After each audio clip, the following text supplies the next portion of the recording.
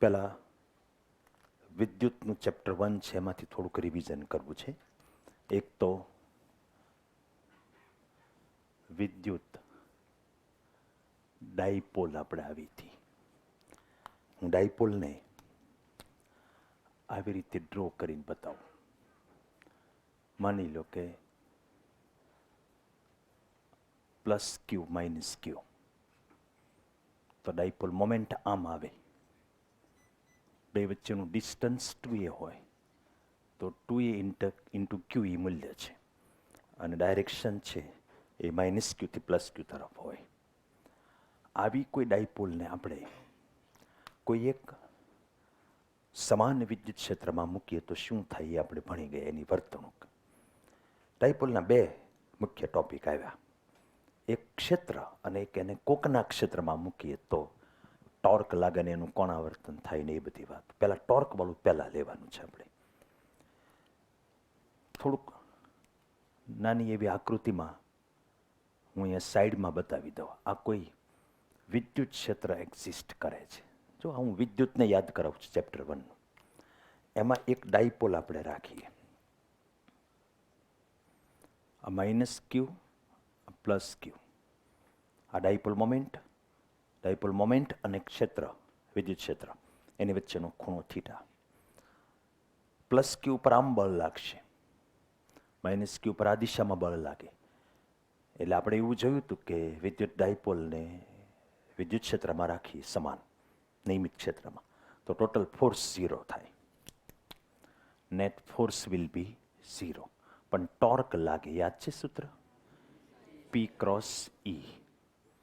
P એ 2a ક્યુથી મળે, અને મૂલ્ય જોતું હોય તો P સાઇન થીટા આવે.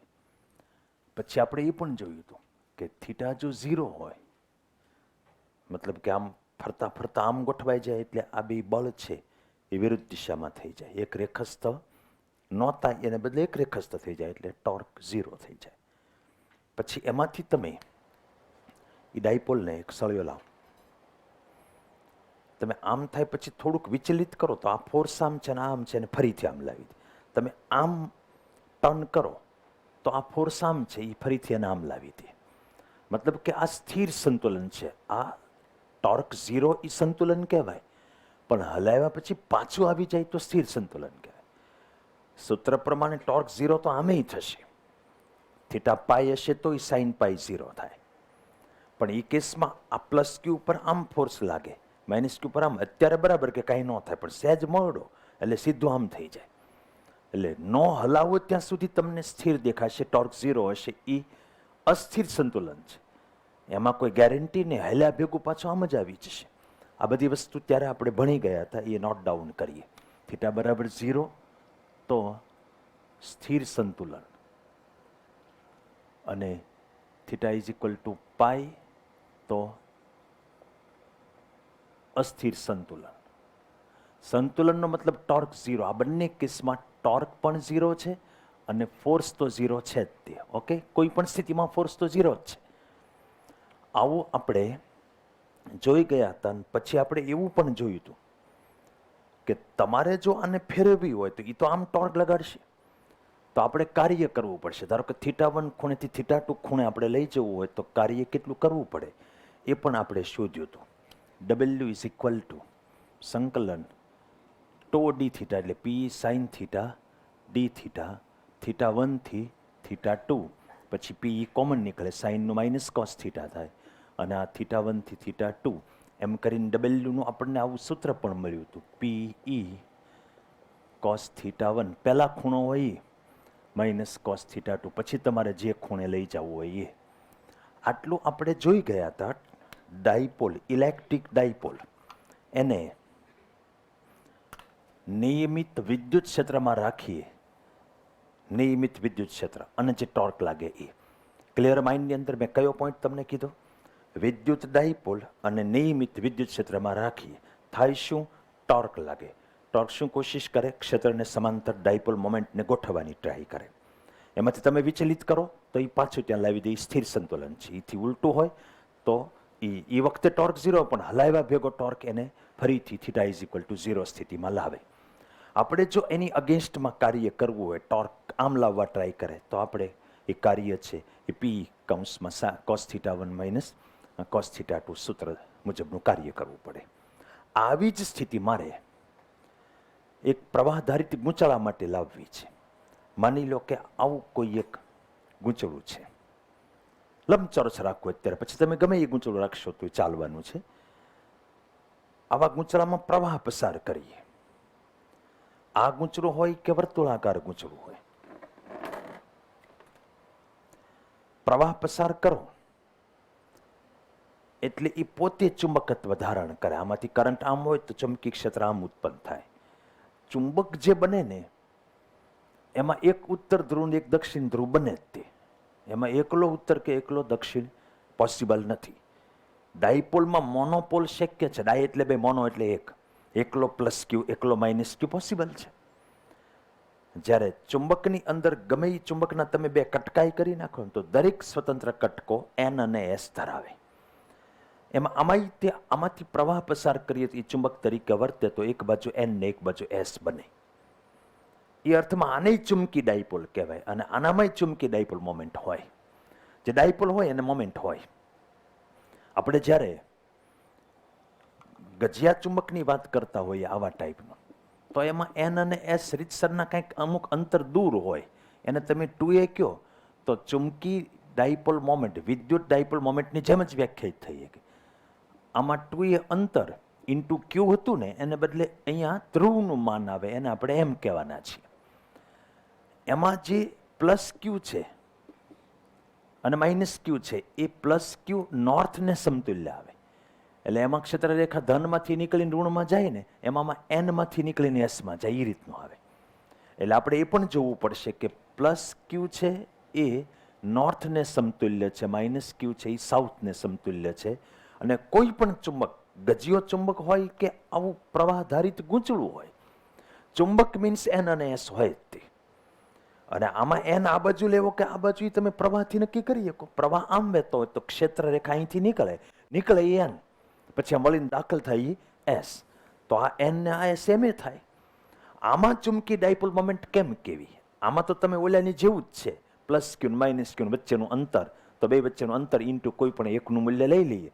એમ આમાં બે વચ્ચેનું અંતર ને કોઈ પણ એકનું મૂલ્ય લઈ શકો. આમાં એવું તો છે નહીં કાંઈ અંતર કેવું કાંઈ. તો આમાંથી ચુંબકી ડાયપોલ મોમેન્ટ વ્યાખ્યાયિત કરવામાં આવી છે, એ આપણે એમ નામ સ્વીકારવાની છે. ચુંબકીય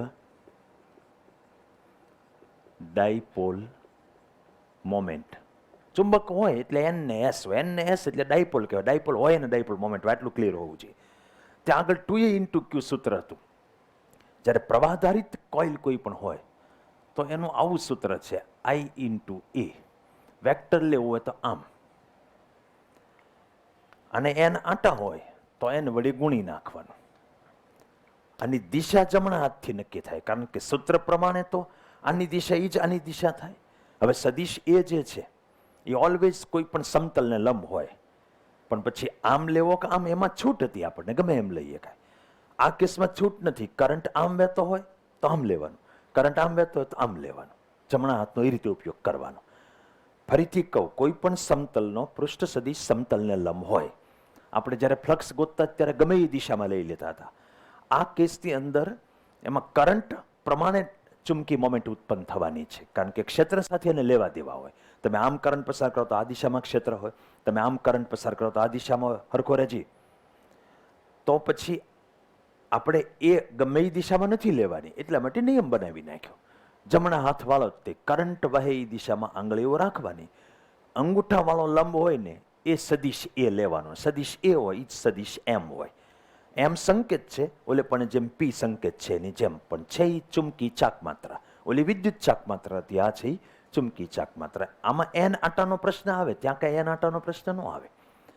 તો આમાં એન વડે ગુણવાનું, જો એક કરતાં વધારે આંટાવાળું ગૂંચળું હોય તો. ગૂંચળું વર્તુળાકાર હોય તો એ બરાબર પાય આર સ્ક્વેર લેવાય.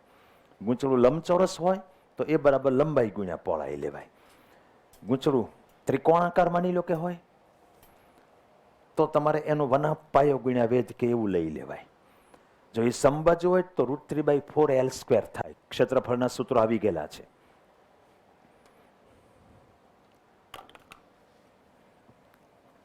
હવે હું ટોપિકને ફરીથી એ જ પરિપ્રેક્ષમાં લાવું છું. એક ચુંબકી ક્ષેત્ર હશે, એમાં હવે હું ગૂંચળું મૂકીશ, પ્રવાહવાળું.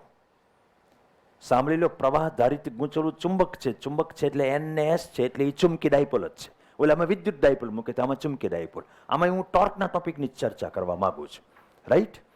પહેલા ચુંબકી ક્ષેત્ર આ વિસ્તારમાં નિયમિત રીતે પ્રવર્તતું હોય એવું મારે કંઈક કરવું છે. દાખલા તરીકે હું આમ ચુંબકી ક્ષેત્ર લઈ લઉં, લગભગ એક્સ દિશામાં, સમજી લો ને, નિયમિત ચુંબકી ક્ષેત્ર. એ ઉત્પન્ન કોણ કરે? કોઈ પણ, આમ તો સોલેનોઇડમાં ઉત્પન્ન થાય સમાન ચુંબકી ક્ષેત્ર.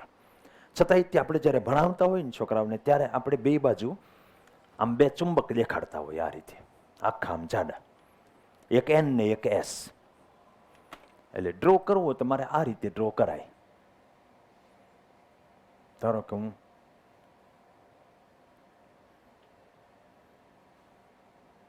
આને એન કહી દઉં અને આ બાજુ છે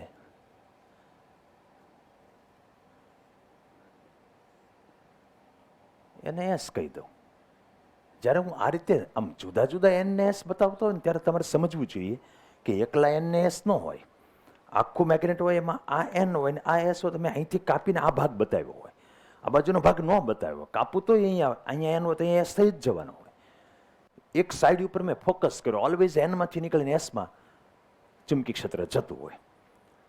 આની અંદર એટલે તમારે આમ સમજવાનું છે, અહીંયા એન છે આખે આખો, અહીંયા આખે આખો એસ છે, ને આખા વિસ્તારમાં ચુંબકી ક્ષેત્ર પ્રવર્તે છે. લંબચોરસ કોઇલ લાવ અને હું કોઈ કોઇલને આમ મૂકું છું. જો દ્રશ્ય અંદર દોરો એ કરતા વાસ્તવમાં જુદું છે, ને એ કરશો માઇન્ડની અંદર ઇમેજિનેશન તો જ સમજાશે, નહીતર પછી ડાઉટ લઈને દોડાદોડી કરવાનું થશે.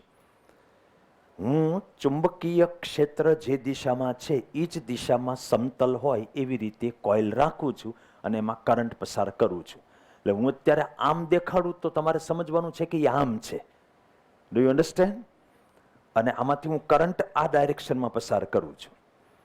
એ પ્રમાણે એનો એ જે છે એ આમ પસાર કરું એટલે નીચે તરફ એ આવશે, એ નીચે તરફ આવશે, બી આમ છે તો સદિશ એ અને સદિશ બી વચ્ચેનો ખૂણો 90 થશે. જો હું થીટા ઇઝ ઇક્વલ ટુ સદિશ એ અને સદિશ બી વચ્ચેનો કોણ કહેતો હો તો અત્યારે 90 થશે. બોલાય કઈ રીતે? ગૂંચળાનું સમતલ છે એ જ સમતલમાં ચુંબકીય ક્ષેત્ર છે, પણ મારે ગૂંચળાના સમતલ સાથેનો ખૂણો નથી જોતો, સદિશ એ સાથેનો ખૂણો જોતો છે. બી આમ છે, રાઈટ? આ રીતે હું ગૂંચળું અત્યારે બતાવું છું. આ એ બી સી ડી, આ બાજુને આપણે સ્મોલ એ વડે દર્શાવીએ. આ બાજુ અહીંયા નથી ગીરદી કરવી એટલે અહીંયા બતાવું, એને બી કહી દઉં. એટલે ક્ષેત્રફળ જે થશે એ બી થશે, લંબાઈ ગુણ્યા પહોળાઈ. કરંટ પસાર કરવા માટે બેટરી કનેક્ટ કરવી પડે. માની લો કે હું આ રીતે અહીંયા બેટરી કનેક્ટ કરી દઉં તો કરંટ અહીંથી વહેશે, કરંટ આમ જશે, રાઈટ? કરંટ આઈ. જેવું કરંટ આવ્યું એટલે એક પ્રવાહધારિત તાર હોય એને આપણે ચુંબકીય ક્ષેત્રમાં મૂકીએ તો એની ઉપર બળ લાગે. ચારે ચાર તાર ઉપર બળ લાગશે. એક એકનો વારો કાઢીએ કઈ દિશામાં બળ લાગે. હું એવું સાબિત કરી દઈશ કે બે બળ કેન્સલ થઈને બેથી ટોર્ક ઉત્પન્ન થાય છે, પછી ટોર્કનું સૂત્ર તારવીશ, રાઈટ? પણ એક વસ્તુ અહીંયા વિચારવા જેવી છે કે હું કહેવાનો છું કે ટોર્ક લાગશે ને આ ફરવાનું છે, તો બેટરીનું હું સમજવું? પછી વાયર વીંટળાવા માંડે ને. કોઈ ફરતી વસ્તુ આરી કનેક્શન કેમ કરવું? તમને કોઈ દિવસ પંખામાં વિચાર આવ્યો છે? પંખો તો ફરે છે, કનેક્શન કેવી રીતે આપવું? એમાં છે ને બ્રશ ઘસાતા હોય એની હારી, સીધી આમ બાંધેલું ન હોય. એટલે અહીંયા આગળ બે બ્રશ હશે, આ વાયર હારી ઘસાતા હશે, એની સાથે આપણે અહીંયા કનેક્શન કરી નાખેલું હશે. એ તો વધારાની ઇન્ફોર્મેશન છે. હવે પહેલા બીસી અને એડી બાજુનો વિચાર કરો. બીસી અને એડી એમાં ફોર્સ કેટલું લાગે એ તમારે વિચારીને મને કહેવાનું. સૂત્ર તમારી સામે છે, એનું મૂલ્ય છે એફનું, એ ILB જો જ્યાં હોય ત્યાં મિક્સિંગ નહીં કરતા. મેં ક્યુ વી ક્રોસ બી કીધું હોય તો ક્યુ વી બી સાઇન થીટામાં વી બી વચ્ચેનો ખૂણો આવે. એલ ક્રોસ બી હોય તો એલ અને બી વચ્ચેનો ખૂણો આવે. એલ એ રૈવાજિક પ્રવાહની દિશામાં આપણે લીધેલું છે. હાલો મનમાં વિચારો. 0, કારણ કે બી જે બાજુ છે કોઈલ લાવો, મેં આમ રાખ્યું છે, બી છે એ બાજુ જ આવેલા, કાંઈ એની વિરુદ્ધ છે, થીટા 0 કે પાઈ છે, એટલે એમાં એફ છે એ 0 થશે.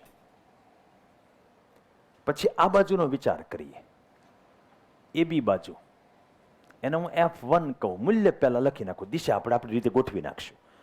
તો ILB સાઇન થીટા થાય, આમ છે, IL આમ છે અને બી છે એ આમ છે, એક્ઝેક્ટલી 90 ખૂણો તો IL આમ છે, બી આમ છે, એટલે ILB સાઇન 90 થશે. એલ ની જગ્યાએ બી છે એટલે ILB સાઇન 90. જો એલ ની જગ્યાએ લંબાઈ જે હોય એ લેવાની, આ તારની લંબાઈ બી છે. ઓકે, એની ડાયરેક્શન વિચારી લઈએ. IL ક્રોસ બી સ્ક્રૂ ફેરવો, એલ આમ છે એટલા પકડ આમ ઉભા થા, એ બધું પાટીઓની બધું ઓલાને આપી દે, બસ આમ ઉભો રહે. Okay, fantastic. આ IL અને આ બી છે, ખ્યાલ આવે? એટલે જો આ નહીં ખબર પડે તો નહીં મેળ આવે. IL ક્રોસ બી ડાયરેક્શનમાં ફોર્સ લાગે તો તમારે આમ IL થી બી તરફ ફેરવવાનો, નીચે તરફ ફોર્સ લાગશે, આ બાજુ ઉપર નીચે ફોર્સ લાગશે. ઓબ્વિયસલી આ બાજુ ઉપર લાગશે કારણ કે એમાં કરંટ ઊંધો છે, બી તો આમ જ છે. મતલબ બે બાજુ ઉપર ફોર્સ છે એ આ રીતે લાગવાનો છે. તમારી સાઈડથી તમે જોવા બેસો ને તો ડાયાગ્રામ કંઈક આવા ટાઈપનો થાય. એક ફોર્સ અહીંયા આમ ઉપર લાગે, આ ફોર્સ નીચે લાગે, F1 સદિશ અને F2 સદિશ, અને આ જે આખો એ છે મતલબ આ A/2 અને A/2 છે, અને આમ ફેરવશે, બેહી ગયો. અહીંથી આમ ફોર્સ લાગે તો આ ટોર્ક આમ લાગે, તમારું ભ્રમણાક્ષ છે એ આ થશે, ખ્યાલ આવે છે? આમ ફરવું જોઈએ. આ બે બળ તે સમાન અને વિરુદ્ધ છે એટલે બળનો ટોટલ તો 0 જ થશે, પણ એક રેખસ્થ ન થાય જ્યાં સુધી આમ નહીં થઈ જાય ત્યાં સુધી ફરશે. અન્ડરસ્ટેન્ડ? એટલે અત્યારે આ સ્થિતિમાં છે એટલે ટોર્ક લાગશે.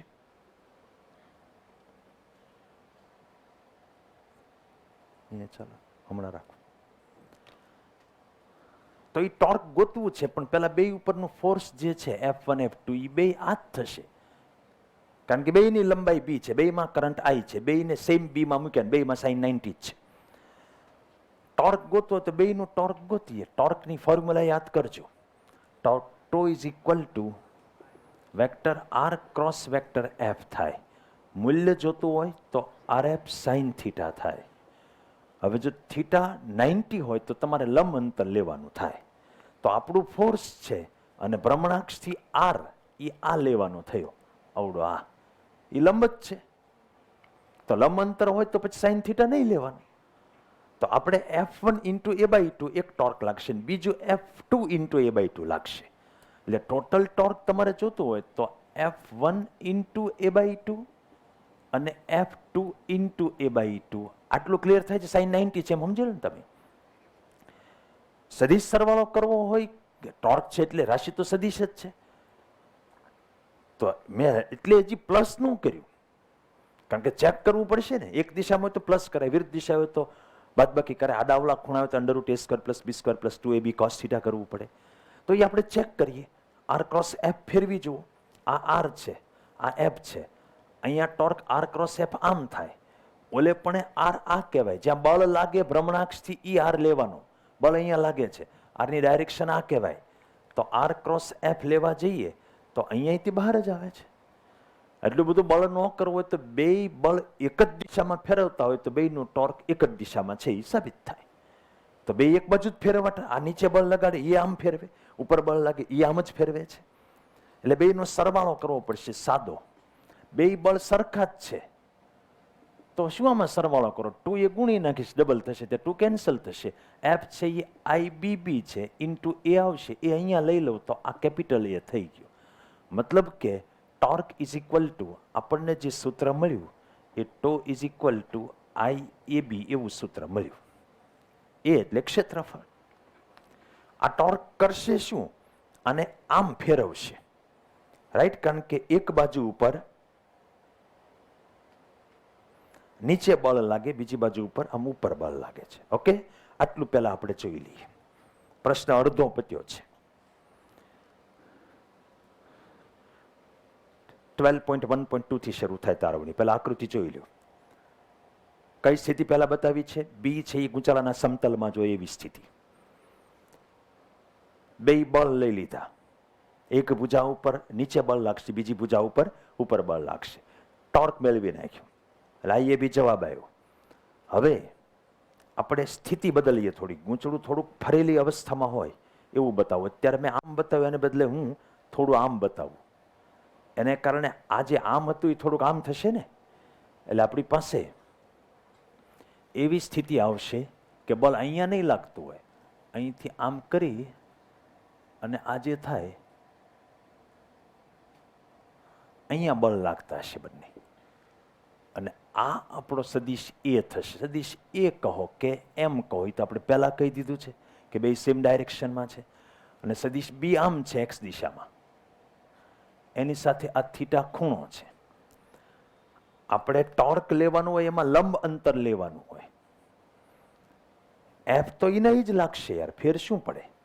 મેં આ ગુંચાળાને આમ હતું ને કરંટ આમ વહેતો હતો ત્યારે આ બે તો ક્ષેત્રને સમાંતર હતા એટલે બળ નહોતું લાગતું. હવે હું જ્યારે આમ કરીશ ને ત્યારે ક્ષેત્ર આમ છે ને આઈએલ આમ છે, આઈએલ ક્રોસ બી પ્રમાણે બળ લાગશે. થીટા કઈ ઝીરો નથી થતો. એ કઈ દિશામાં લાગે એ જોવું છે. તો આમ પકડીને ઉભો રહે. જો આ આઈએલ છે ને આ બી છે, દેખાય છે ને? તો આઈએલ ક્રોસ બી એટલે મારી સાઈડ બળ લાગશે. સામેની સાઈડ ઉપાડો, એમાં આઈએલ આમ છે અને બી આમ છે. Do you understand? આઈએલ તારમાં આમ છે અને બી તો આમ જ છે આખા વિસ્તારમાં. માઇન્ડ હાલવું જોઈએ. તો આઈએલ ક્રોસ બી તમે ફેરવો તો તમારી સાઈડ બળ આવે. હવે આમ એક બળ આમ લાગે ને એક આમ લાગે તો આખા બે એક રેખસ્થ થયા. એટલે સમાન અને વિરુદ્ધ એટલે ટોટલ તો ઝીરો થાય પણ ટોર્કે ન લાગે. બે સમાન અને વિરુદ્ધથી ટોર્ક ક્યારે લાગે? બે એક રેખસ્થ ન હોય ત્યારે. હવે તમે આને આમ કર્યું, અહીંયા તો આપણે ગોત્યું હતું કે બળ નીચે લાગે, અહીંયા ઉપર લાગે. એ બંને બળ મેં અહીંયા દેખાડ્યા છે. Do you understand? એ બે બળ છે એ વન્સ અગેન આને ફેરવશે જ તે. આ બળ નીચે લાગે છે, ઓલું બળ ઉપર લાગે, એ આને ઉપર ફેરવવા ટ્રાય કરશે. આમ થશે ત્યારે ઝીરો થશે, ત્યારે ટોર્કે ઝીરો. કારણ કે આ રીતે પાછા એક રેખસ્થ આવી ગયા. જો આમ દેખાય છે એક રેખસ્થ, જો હે એકલા. તો આ આકૃતિ પ્રમાણે હવે તમે ટોર્ક ગોતવા જાઓ. બળ તો ખબર જ છે, આઈ બી બી જ છે. આમાં આકૃતિ આપણે બદલવી હોય તો મેં ગૂંચળું થોડુંક ત્રાસું કર્યું છે.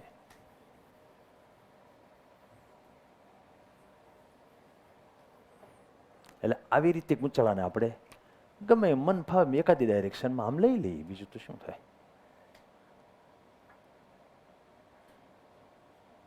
અહીંથી પ્રવાહ આવે છે. આ એ બી સી ડી વાત બધી ત્રિપરિમાણમાં હાલે છે ને દોરીએ છીએ આપણે દ્વિપરિમાણમાં, એટલે જોવું પડશે. હવે તમે ટોર્ક ગોતવા જાઓ તો આમાં બે વચ્ચેનું લંબ અંતર આ ન થાય. બળ ભલે એક અહીંયા લાગે ને એક અહીંયા લાગે.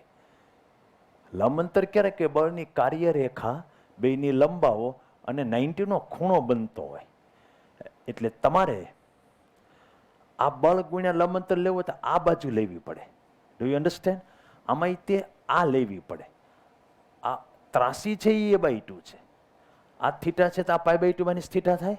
એની પાસેનો ઘટક એટલે A/2 cos થીટા, પણ એ થીટા π/2 માઇનસ થીટા છે એટલે A/2 sin થીટા થાય. એટલે આ A/2 sin થીટા, આ તે A/2 sin થીટા.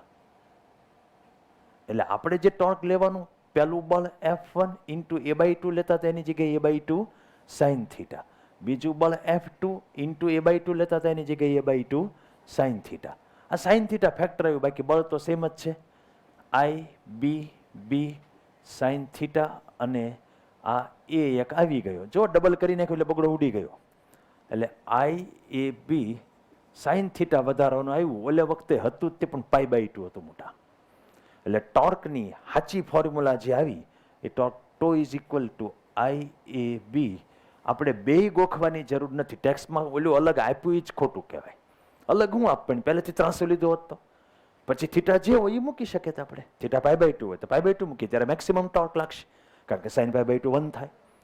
બાકીના ઓલામાં ઘટશે જ તે. આ કેસમાં ઘટ્યું જ તે, લંબાંતર ઘટી ગયું કહેવાય. પહેલા જેટલું એ હતું એની જગ્યાએ a/2 sin theta plus a/2 sin theta થયું. sin 30 હોય તો અડધું લંબાંતર થઈ જાય. પહેલા લંબાંતર જે એ હતું એ હવે એ sin 30 થયું. a/2 નો સરવાળો કરી નાખો તો એ થાય. એટલે આ ટોર્ક મળ્યું. જો 300 રાખ્યું, બળ તો I B B જ છે, ઓલા બે બળ છે એ એક રેખસ્થ થયા એટલે ઉડી ગયા.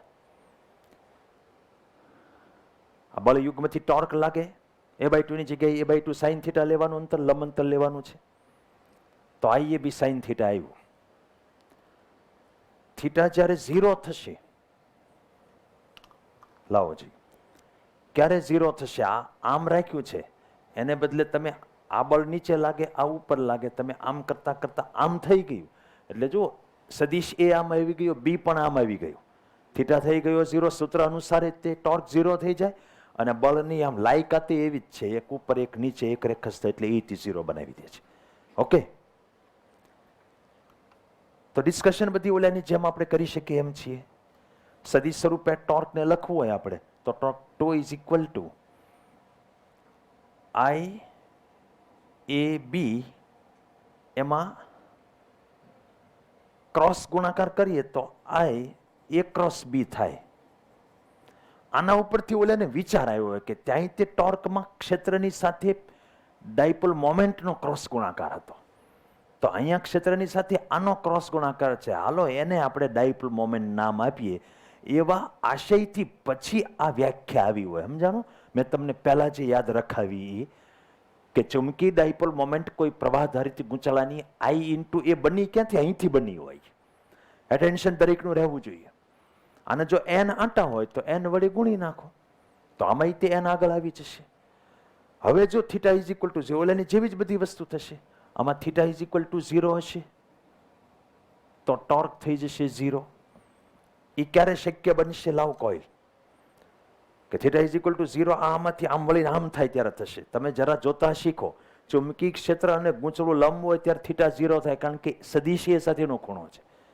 બરાબર? સદિશ એ આમ છે અને બી આમ છે. આમાંથી તમે સહેજ પણ ફેરવ્યું આમ તો આની ઉપર નીચે બળ લાગે છે, ઓલા ઉપર લાગે, એટલે તરત એ આખું પાછું. આપણે કરંટ આમ લીધો છે ને, આમ, તો સદિશ એ આમ છે, આ નીચે, એટલે આમ ફેર્યું છે. ઓકે, હવે તમે આમાંથી સહેજ આમ કે આમ વિચલિત કરશો એટલે આ બળ નીચે જ લાગે છે, એટલે આમ કરશો તો પાછું આમ થઈ જશે. તમે આમ કરશો તો આ બળ નીચે લાગે, આ ઉપર લાગે, એટલે પાછું આમ કરશે, એટલે આ સ્થિર સંતુલન થયું. જો તમે આખું મળી નાખ્યું હોય તો એ અસ્થિર સંતુલન થશે, કારણ કે સહેજ ફેરવશો એટલે આ બળ નીચે લાગે અને પાછું ફેરવીને આમ કરી નાખશે. એટલે થીટા ઇઝ ઇક્વલ ટુ 0 એ સ્થિર સંતુલન છે.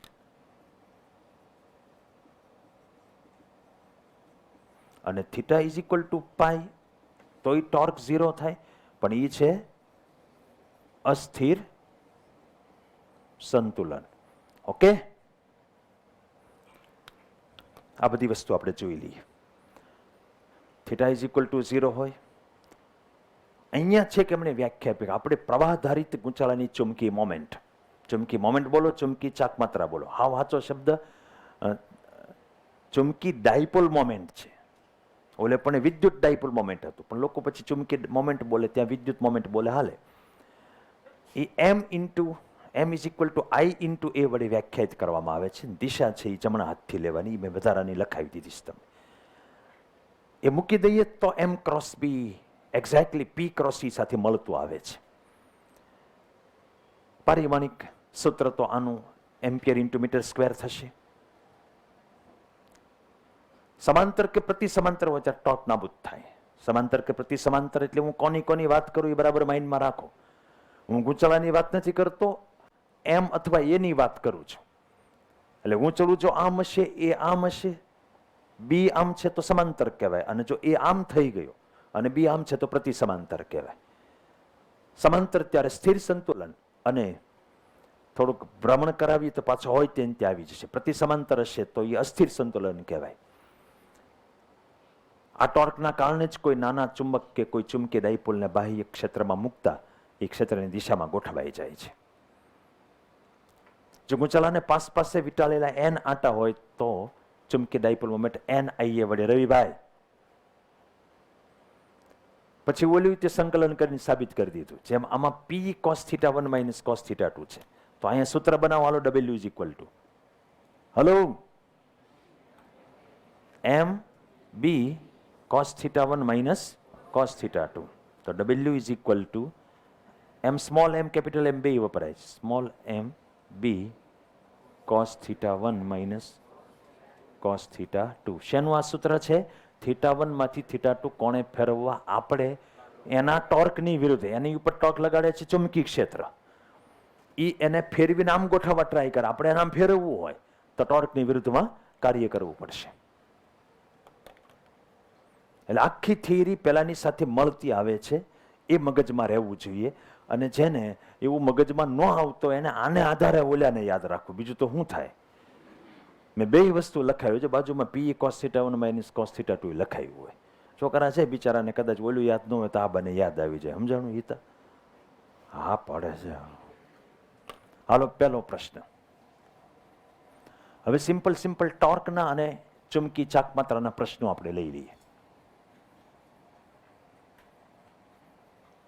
1 મીટર લંબાઈનો વાહક તાર છે. જૂની ટેક્સનો 13મો આ MCQ છે.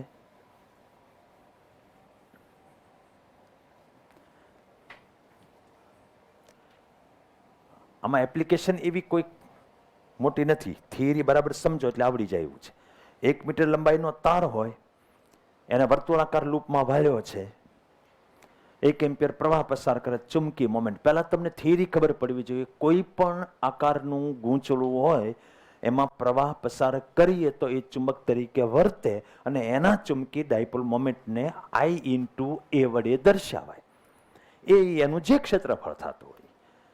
તો અહીંયા તમે આમ કરી નાખ્યો આવા તારમાંથી. આ પોતે 1 મીટરનો છે તો આ 2πr is equal to 1 metre થશે. તો r ઇઝ ઇક્વલ ટુ 1/2π થશે. હવે ચુંબકી મોમેન્ટ I × A.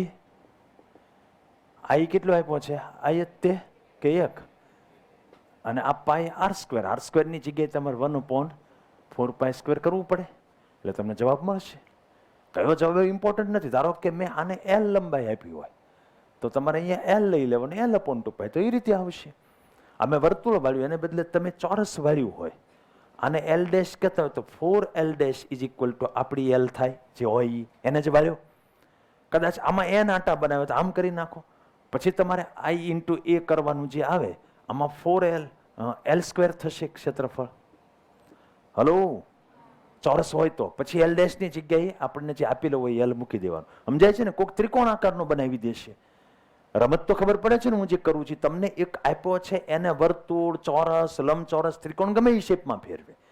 તમારો જે નવો શેપ આવશે એ પ્રમાણે તમારું સૂત્ર બનશે. વર્તુળ હોય તો πr² બનશે, ચોરસ હશે તો L² બનશે. પછી એને તમારા રકમમાં આપેલા સાથે ફેરવવું પડે ને, એટલે L' ની જગ્યાએ પછી L બનાવી નાખવાનું. એવા બધા પ્રશ્નો હું તમને આપું છું રિલેટેડમાં. 13.1, 2, 3, 5, 6. આ એક જુઓ મસ્તો જનરલ મેથડનો છે, મતલબ તમારા મોડ્યુલમાં નથી, પણ આવા ટાઈપનું એક લૂપ આપ્યું હોય. અમુક વખતે છે ને કોઈ પણ ટોપિક જોવો ને ત્યારે એનો મિનિમમ મર્મ પકડી લો તો તમને મુશ્કેલી ન થાય. ચુંબકી મોમેન્ટ એટલે મોટા ક્ષેત્રફળનો જ પ્રશ્ન થયો. વધી વધીને આઈનો આ બે સિવાય કંઈ હોતું નથી એમ કહું છું. તો આ જે આકાર આપ્યો છે એમાં ક્ષેત્રફળ તો ગોતીએ કે ને માણસ. એમણે કેવો શેપ તમને આપ્યો છે? આ નથી શેપ. શેપ આવા ટાઈપનો છે. આમ આમ આમ આમ અને કરંટ પસાર થઈ રહ્યો છે આ ડાયરેક્શનમાં. આ રેડિયસ છે એ A/2 છે. તો તમારે આ આખાની અંદર ઘેરાયેલું ક્ષેત્રફળ ગોતવાનું. તો પહેલા તો A² એ આ ચોરસનું ક્ષેત્રફળ થયું. પછી તમે આ ક્ષેત્રફળ ગોતો, એને 4 ગુણી નાખો. એ ક્ષેત્રફળ કેટલું છે? તો કે πr²/2. સમજ પડે છે? πr² તે આખું વર્તુળ થાય. r ની જગ્યાએ A/2 છે અને × 2 કર્યું. એને ઇન્ટુ 4 કરો એટલે આ ચારે ચાર અડધી આવી ગયા, બરાબર? સાદું મેથેમેટિક્સ છે. પછી ઇન્ટુ આઈ કરો એ જવાબ આવે. પછી પાછું એક જનરલ મેથડનો પ્રશ્ન છે, એ કોમન મેથેમેટિકલ નોલેજ છે કે મારી પાસે માની લો કે એક તાર હોય, ઓલો છૂટો વાયર, આને હું વર્તુળમાં ફેરવી નાખું, પછી મને મન થાય તો આમાંથી હું ત્રિકોણ બનાવી નાખું, મને મન થાય તો આમાંથી હું ચોરસ જેવું કંઈક બનાવી નાખું, લંબચોરસ, પણ રાખું અવડો નવડો તે. તો તમને ખબર છે ક્ષેત્રફળ હાઈએસ્ટ કોનું થાય? બધામાં અલગ અલગ શું. ત્રિકોણ બનાવું ત્યારે વના પાયો ગુણ્યા વેધ આવે, ચોરસ બનાવું ત્યારે લંબાઈનો વર્ગ આવે, લંબચોરસમાં લંબાઈ ગુણ્યા પહોળાઈ આવે, વર્તુળમાં પાય સ્ક્વેર આવે. એક કેને નોલેજ છે કોનું હાઈએસ્ટ ક્ષેત્રફળ હોય? વર્તુળનું ક્ષેત્રફળ હાઈએસ્ટ થાય. લેન્થ ઇની હોય તો ગમે એ શેપ બનાવો, હાઈએસ્ટ ક્ષેત્રફળ વર્તુળનું હોય. તો પછી હાઈએસ્ટ ચુંબકી ટોર્ક મેક્સિમમ કોણ અનુભવશે? તો મોટા ટોર્કમાં એરિયા આવે ને, IAB સાઇન થીટા, એરિયા જેનો મેક્સિમમ હશે એ. બાકી ચુંબકી ક્ષેત્ર સેમ છે, કરંટ સેમ પસાર થાય છે, સેમ એંગલ જ રાખ્યા છે. મહત્તમ ટોર્ક એટલે સાઇન 90 થી હોય.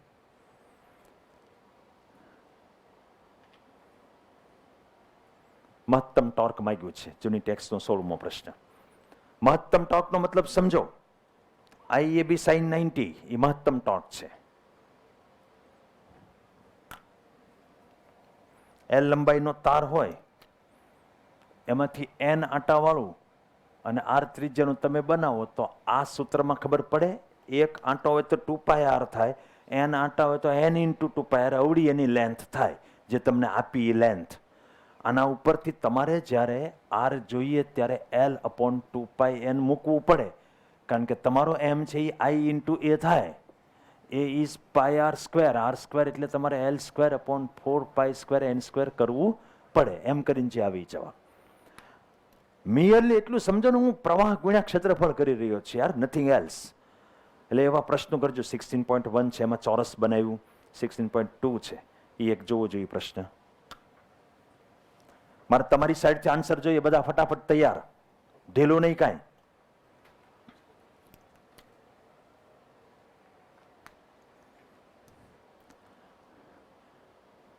સમાન ચુંબકી ક્ષેત્રમાં મુક્ત રીતે ભ્રમણ કરે એક વર્તુળ ગુંચળું લાવ. જ્યારે લૂપ સમતોલન સ્થિતિમાં આવે ત્યારે એનું સમતલ. સમતોલન સ્થિતિમાં ક્યારે આવે? θ 0 થાય. કોની કોની વચ્ચેનો? B અને સદિશ A વચ્ચેનો. તો ચુંબકી ક્ષેત્ર સાથે સમતલ 90 એ ગોઠવાય ત્યારે θ 0 થાય. અન્ડરસ્ટેન્ડ? તો આન્સર ઇઝ. હવે એવો જ એક નીટનો 88 નો પ્રશ્ન 16.5. સેમ પ્રશ્ન. ચુંબકી ક્ષેત્ર સાથે ગૂંચળું લંબ રૂપે ગોઠવાશે. D is answer. પછી 16.3 1 એમ્પિયર 100 આંટા, રાશિ પકડતા જાઓ. I આપ્યો, N આપ્યો, ક્ષેત્રફળ આપી દીધું 20 ગુણ્યા 20, પણ 10 - 4 આવે. B આપી દીધું. ચુંબકી ક્ષેત્રની દિશા ગૂંચળાના સમતલને સમાંતર હોય. ગૂંચળું ચુંબકી ક્ષેત્રની દિશા ગૂંચળાના સમતલને સમાંતર હોય, એટલે ગૂંચળાનું સમતલ અને ચુંબકી ક્ષેત્ર આમ હોય તો 90 ખૂણો થયો. સદિશ એ આમ હોય અને B આમ છે. ઓકે, તો ટોર્ક શોધો એમ નથી કીધું, ત્યાં ત્યાં રાખવા માટે જરૂરી ટોર્ક શોધો. બધું એકનું એક જ થયું ને. એ જે ટોર્ક લગાવશે એને ફેરવવા ટ્રાય કરશે. આપણે એટલું ટોર્ક લગાડીએ તો ન ફરે. અને ટોર્ક ગોતવાનું થશે એ NIAB સાઇન 90 થશે. ઓકે, 16.4. હાલો જવાબ દરેક વિચારે. યસ, ફટાફટ. કોના પર આધાર રાખતું નથી એમ પૂછે. ટોર્કની સૂત્રમાં જોઈ લો. આંટા પર આધારિત છે, પ્રવાહ પર આધારિત છે, ક્ષેત્રફળ પર આધારિત છે, ચુંબકી ક્ષેત્ર ઉપર આધારિત છે. આકાર ગમે તે હોય એની કઈ આધારિત નથી. SLP નો 16મો પ્રશ્ન. ટોર્ક અને થીટાનો ગ્રાફ. આ ટોર્ક છે અને આ થીટા છે. IAB sine theta. હિતેન્દ્ર પ્રસાદ, થીટાના સમપ્રમાણમાં લાગે કે સાઇન થીટાના સમપ્રમાણમાં? તો સાઇન થીટા જેવો ગ્રાફ પકડાય ને. સાઇન થીટાનો કેવો ગ્રાફ હોય? આમ હોય ને, બરાબર. એટલે A is correct.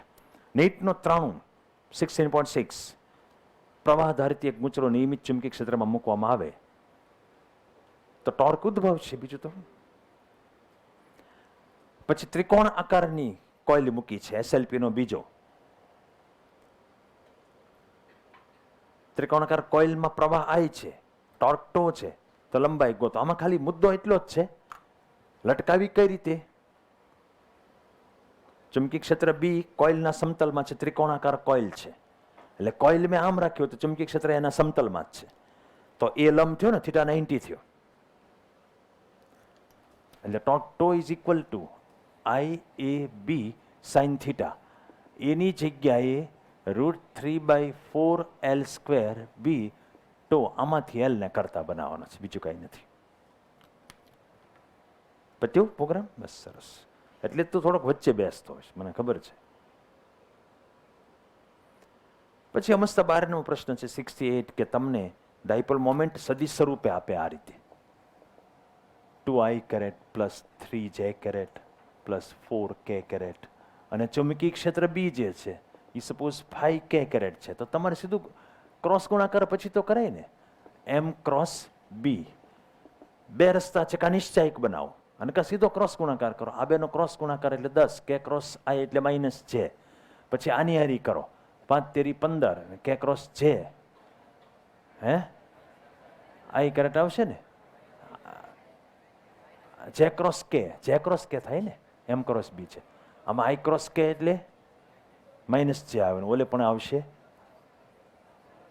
I caret. એટલે સીધે સીધો આન્સર આવી ગયો. મૂલ્ય જતો √ આનો વર્ગ વત્તા આનો વર્ગ. કા નિશ્ચાયક મૂકો તો આમ થાય I J K. પહેલા કોણ છે? M, એટલે 2 3 4 અને પછી 0 0 5 એમ કરીને તમે M ક્રોસ B મેળવો. Answer will be same.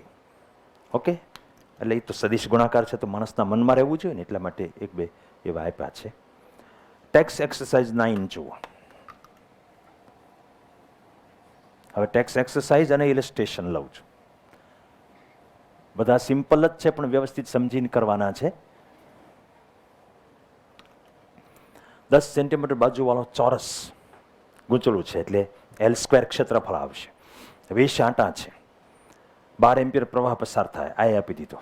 શિરોલંબ લટકાવ્યું છે ગૂંચળું, ચોરસ ગૂંચળું લાવીને. ચોરસ ન હોય તો આપણે લંબચોરસ હાલે, છોકરા કાંઈ એવું નથી બહુ માંગણી કરતા આપણી પાસે.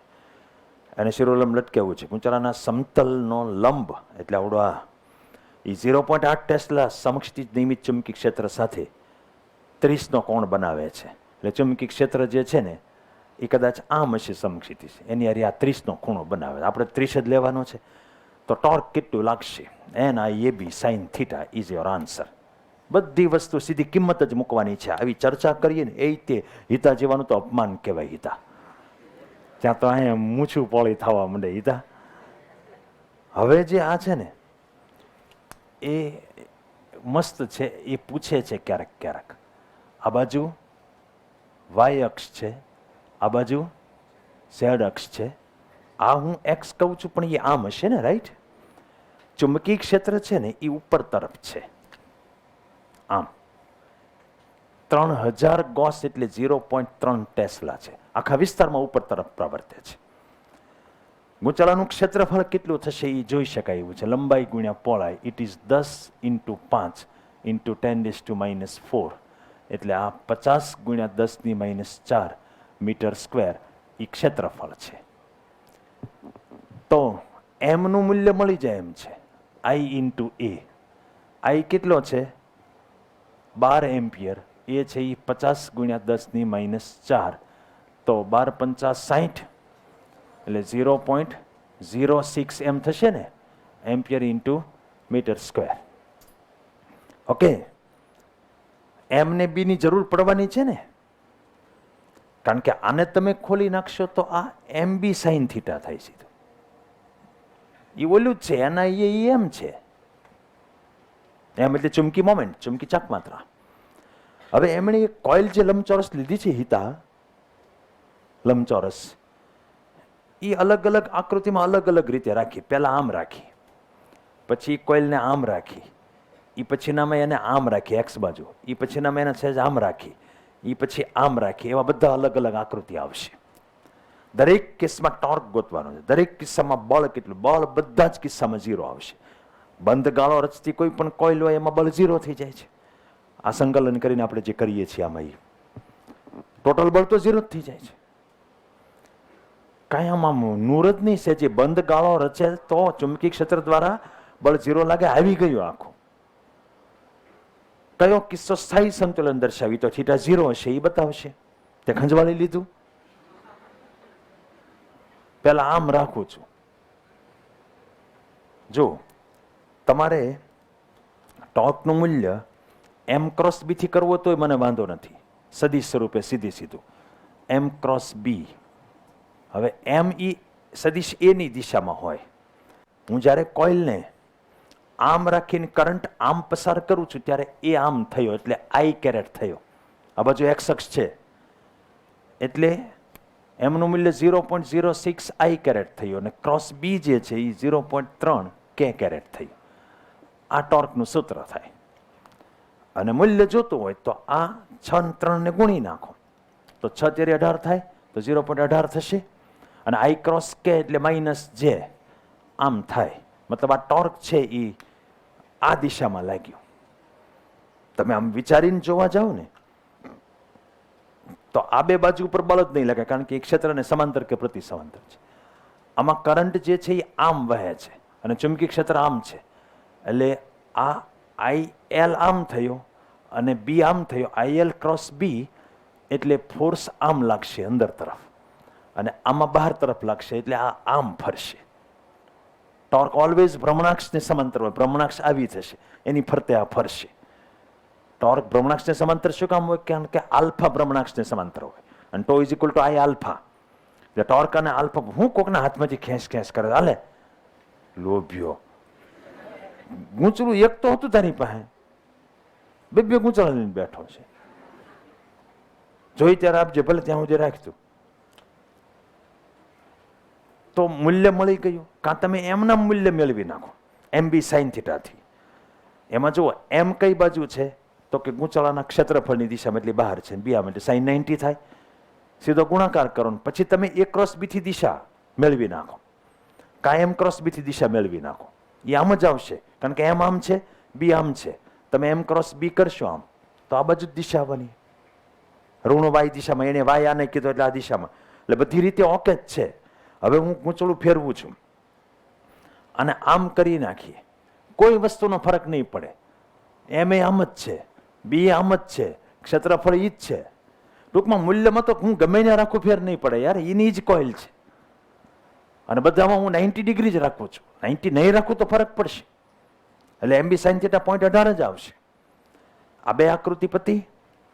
બીજી બે આકૃતિમાં એણે એક એક્સને સમાંતર આમ રાખ્યું. ભલે આમ ત્રાસું બતાવે પણ એકચ્યુઅલી આમ. તો હું એક્સને સમાંતર રાખીશ. કરંટ આમ વહી રહ્યો છે તો કરંટ આમ વહે છે તો કઈ બાજુ જશે? આમ એમ થશે. બી ઉપર વન્સ અગેન 90 નો જ ખૂણો થયો. પછી એને આમ ત્રાસો રાખ્યો 30 ડિગ્રી આમ. તમને એ ખબર તો પડે છે ને કે હું આમ 30 ડિગ્રી રાખું અને કરંટ છે એ આ દિશામાં વહે તો સદિશ એ છે એ આમ ત્રાસો આવશે અને બી આમ છે. એ ક્રોસ બી ફેરવીશ એટલે ટોર્ક એક્ઝેક્ટલી આના સમતલમાં આમ લાગશે. યાર એક તો સમજો, હું આમ રાખું તો ટોર્ક આમ લાગે છે, હું આમ રાખીશ તો ટોર્ક આમ લાગશે, હું સહેજ આમ રાખીશ તો ટોર્ક આમ લાગવાનું છે. ટોર્ક આ ફરશે ભ્રમણાક્ષને સમાંતર લાગવાનું. તો અહીંયા 30 નો ખૂણો બનાવ્યો હોય તો ટોર્ક ઓલી દિશામાં લાગે એટલે આ બાજુથી 60 ગણો ને આમથી ગણો 240 ખૂણો થાય. ખ્યાલ આવે? 360 થવું જોઈએ ને ટોટલ. હુકમ પણ લઈ લેતો હશે. પછી આમ રાખ્યું છે ગૂંચળું આમ. તો જો આ કેસમાં થીટા 0 થાય, એ અને બી, અને કરંટ ઉલટાયો એમાં પાઈ થાય. આ બેમાંથી સ્થિર સંતુલન કયું કહેવાય? પહેલું. બરાબર? એ આપણે પ્રશ્નમાં પૂછ્યું સ્થિર સંતુલન કયું છે. ઓલું છે એ અસ્થિર સંતુલન છે. પણ આ બે કેસમાં ટોર્ક 0 જશે, થીટા 0 અને પાઈ હોવાને કારણે. ઓકે. નીટનો 11મો પ્રશ્ન. Same situation. અહીંયા કોઇલ રાખી છે, ભલે કરંટ આમ છે એટલે અસ્થિર સંતુલન, પણ થીટા પાઈ હોય તો ટોર્ક તો 0 હશે. હે બેન? હા. ઓલો અજગર કેમ આળસ મળીને ઊભો થાય એમ અંદર હજી બગાસા આળસ મળી હતી, ત્યાં મેં આ પોકાર કર્યો એટલે ન્યા નથી હુઈ ગયું બગાસો. બગાસાનું બાળ મરણ, બગાસાની ભ્રૂણ હત્યા થઈ કહેવાય. ટેક્સ ઇલસ્ટ્રેશન 10મો પ્રશ્ન. હું આમ ફરું ત્યારે એક વખત ખાઈ લેજો, ખોટું હું આપણે એ પાપમાં ક્યાં પડવું. પાસ પાસે વીંટાળેલા 100 આંટાવાળું 10 સેન્ટીમીટર ત્રિજ્યાનું એક વર્તુળાકાર ગૂંચળું 3.2 એમ્પિયર પ્રવાહ ધરાવે છે. કેન્દ્રમાં ચુંબકી ક્ષેત્ર કેટલું હશે અને ગૂંચળાની ચુંબકી મોમેન્ટ કેટલી હશે? આમાં પ્રશ્નો 2-3 છે. અત્યારે જે 2 પ્રશ્ન પૂછ્યા હજી 2-3 પ્રશ્નો છે. આ 2માં તો કંઈ છે નહીં. કેન્દ્રમાં ચુંબકી ક્ષેત્ર, કોઈ કોઇલ હોય તો બી કેન્દ્ર ઇઝ ઇક્વલ ટુ μ0I/2R. આંટા છે? તારી વાત નથી હાલતી.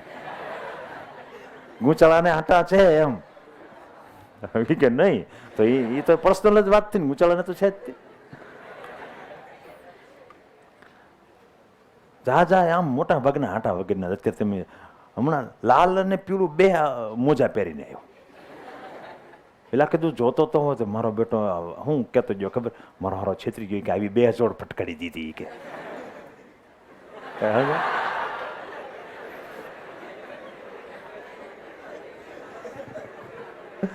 તો બુદ્ધિ નો અલગ, આપણે ઊંધા પહેર્યા છે, આવી કે 2 જોડ ઠપકારી દીધી. દુકાન વાળાને ગાળ્યું દેતો હતો.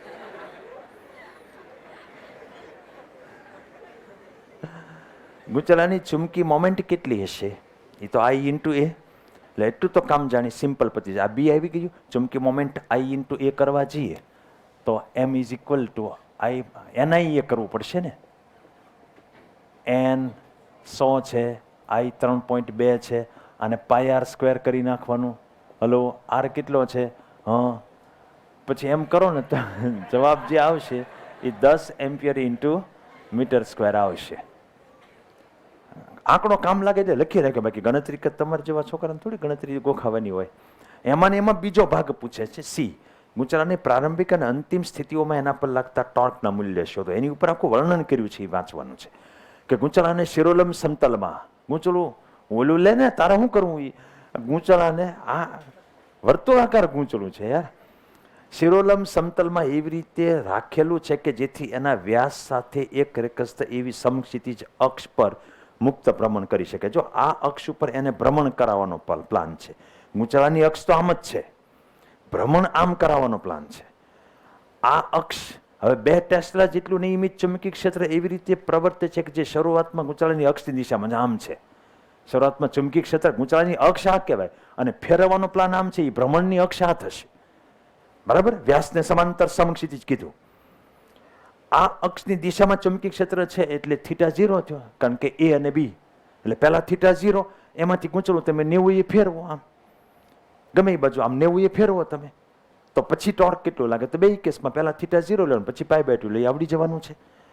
પછી આગળ કે છે ડીમાં, જ્યારે ગૂંચળું 90 કોણે પહોંચે ત્યારે એને કેટલી કોણી ઝડપ પ્રાપ્ત કરી? સમજી લેજો. Torque is equal to mb sin θ. Torque tau is equal to I alpha થાય. આલ્ફા એટલે d⍵/dt. હલો, ઓમેગામાં ગયો, કોની ઝડપ કેટલી હશે? હવે દાખલા તરીકે એ ગૂંચળું છે એ આમ હતું, એને તમે આમ ફેરવો છો, એ દરમિયાનમાં ટોર્ક છે એ mb sin θ પ્રમાણે θ બદલાતો જાય, એટલે ટોર્ક ચલ છે. ખ્યાલ આવે છે? ટોર્ક ચલ છે મતલબ કોણી પ્રવેગ સાથે ગતિ કરે છે. એટલે આપણે શરૂઆતથી લઈને છેલ્લે કેટલી ઓમેગા એ ગોતવી પડશે ને એમાં સંકલનનો સહારો લેવો પડશે. આમે ટોર્ક જમણી સાઈડ છે એ કોન્સ્ટન્ટ નથી. હવે d⍵/dt હોય એને તમે આમ કરી શકો ને ઉપર નીચે dθ. જો ઓલું d⍵/dt છે જ તે. એટલે આ થઈ ગયો ઓમેગા પોતે. dx/dt હોય તો v હોય, તો dθ/dt હોય તો ઓમેગા હોય. એટલે I ઓમેગા, I એ જડત્વની ચાક માત્રા છે, એ તમને 0.1 kg × મીટર² આપી દીધી છે.